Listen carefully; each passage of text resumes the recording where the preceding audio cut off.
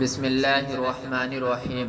محترم ناظرین، پچھلی ویڈیو میں آپ کو بتایا گیا کہ حضرت سلیمان علیہ السلام نے انسانوں اور جنوں میں سے معماروں کو حکم دیا۔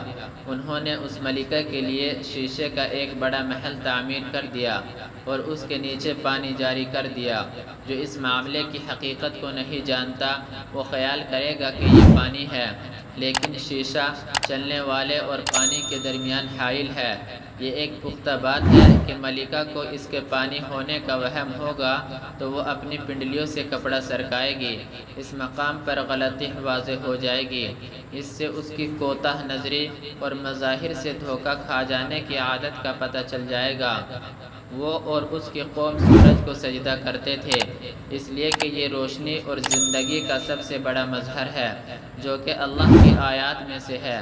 اس سے اس کی آنکھوں کا پردہ ہٹ جائے گا۔ وہ پہچان جائے گی کہ جس طرح اس نے شیشے کو پانی سمجھنے کے معاملے میں غلطی کی ہے اور اس نے اپنی پنڈلیوں سے کپڑا ہٹا دیا، اسی طرح سورج کو خالق سمجھ لینے کے معاملے میں بھی غلطی کا ارتکاب کیا ہے کہ اس نے سورج کو سجدہ کیا اور اس کی عبادت کرتی رہی۔ یہ انداز 100 خطبوں اور 1000 دلیلوں سے زیادہ فصیح و بلیغ تھا۔ محترم ناظرین، وہ ملکہ اپنی چالاکی، ہوشیاری اور ذہانت کے باوجود ایک واضح غلطی کا شکار ہوئی۔ اس نے شیشے کو چمکدار پانی سمجھا جو بہتا ہے اور ٹھاٹے مارتا ہے۔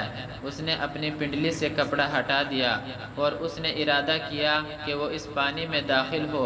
اس موقع پر اللہ کے نبی سلیمان علیہ السلام نے ملکہ کو اس کی غلطی پر آگاہ کیا اور فرمایا، یہ ایک محل ہے جو شیشے سے بنایا گیا ہے۔ اس کی آنکھ سے پردہ ہٹ گیا۔ اس نے مظہر کو ظاہر پر قیاس کرنے کی اپنی نادانی کو پہچان لیا اور سورج کی پوجا اور اسے سجدہ کرنے کے بارے میں اپنی جہالت کا پتہ چل گیا، اور وہ جلدی سے کہنے لگی، میرے رب، میں نے اپنی جان پر ظلم کیا۔ میں سلیمان علیہ السلام کے ساتھ اللہ رب العالمین پر ایمان لائی۔